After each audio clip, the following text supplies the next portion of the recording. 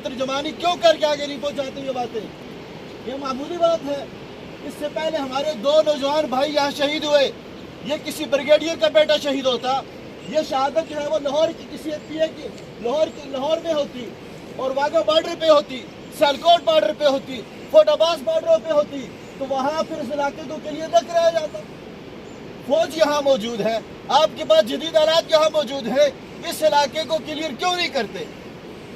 अगर आप नहीं करते तो ये आपकी सुस्ती है, और हम ये बात कहने पे मजबूर हैं कि उस तरफ और इस तरफ दोनों बैठे हुए दुश्मन ये हमारे मजलूम मुसलमानों की नशर कशी पर जो है वो इत्तेफाक करे हुए हैं। वो खुलाना नमा बामन फेंके और इसको ये हादसे की मौत जो है वो करार देकर और उसकी जो आकर जनाजों में शरीक हो जाए। आपके जनाजों में शरीक होने से बहसीयत मुसलमान आपने अपना फर्ज अदा कर दिया, लेकिन यहाँ बैठे हुए जो लोग हैं आपकी जिम्मेदारी ये है कि इस इलाके को क्लियर करें। 2 नौजवान भाई हमारे शहीद हुए और उसी सदमे को जो है वो सदमे की ताब न लाते हुए उनके वालिद का इंतकाल हुआ। आज ये तीसरा हादसा हुआ और इससे पहले दर्जनों हमारे भाई और बहनें इन इलाकों में इन वजह से शहीद हुई हैं। इनका जुर्म क्या है? ये सिर्फ मैं अपनी जुबान से कोई जज्बाती तकरीर नहीं कर रहा, मैं अपने इन सारे मुसलमान भाइयों की दिलों की तर्जुमानी कर रहा हूँ। इस इलाके को क्लियर होना चाहिए या नहीं होना चाहिए जी? कौन करेगा? हम अगर खुद अपने हाथ के लिए उठें तो फिर जो है वो उसको गद्दार कहकर गायब कर दिया जाता है। यदि गद्दार हैं तो इसलिए आप लोगों को थोड़ा सा जो है वो शर्म करनी चाहिए। यहाँ बैठे हुए जो है वो करोड़ों अरबों रुपए जो है आपकी मराहत हैं, किस तरह हम अपने मासूम बच्चों के जनाजों को कंधों पर उठाकर और इसको एक हादसा समझकर रोक कर आंसू बहाकर जो चुप हो जाएं। इसलिए आप लोगों को अपनी जिम्मेदारी का एहसास करना चाहिए और इन मासूम लोगों की दिलों की तर्जुमानी करते हुए आप जो है वो 5 साल के लिए 3 साल के लिए यहाँ कर बॉर्डर पे बैठते हैं। हम जो है वो बरस से यहाँ बैठे हुए हैं। 70 सालों से हम लोगों के जनाजों को उठा रहे और 70 सालों से लोगों को बेगुनाह मारा जा रहा है। ये तो पहला हादसा नहीं है। 70 सालों से जो है वो लोगों के जनाजे उठाए जा रहे हैं।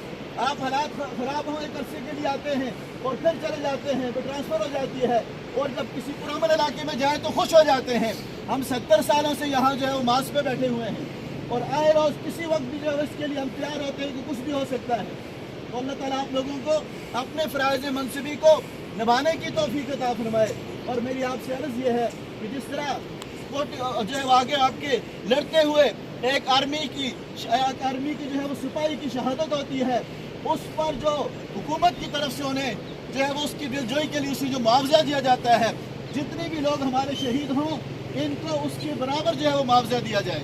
सब इस चीज़ का मुतालबा करते हैं जी। इनके वालिदैन की जो है वो दुख वो मरहम फिर पुर नहीं हो सकता, लेकिन कम अज़ कम जो है वो उनकी कुछ न कुछ जो है वो हौसला अफजाई की जाए। और सिर्फ जो है वो आकर ताज़ी के पैगाम लेकर हमारे पास ना आए कि हम आपके दुख में बराबर के शरीक हैं।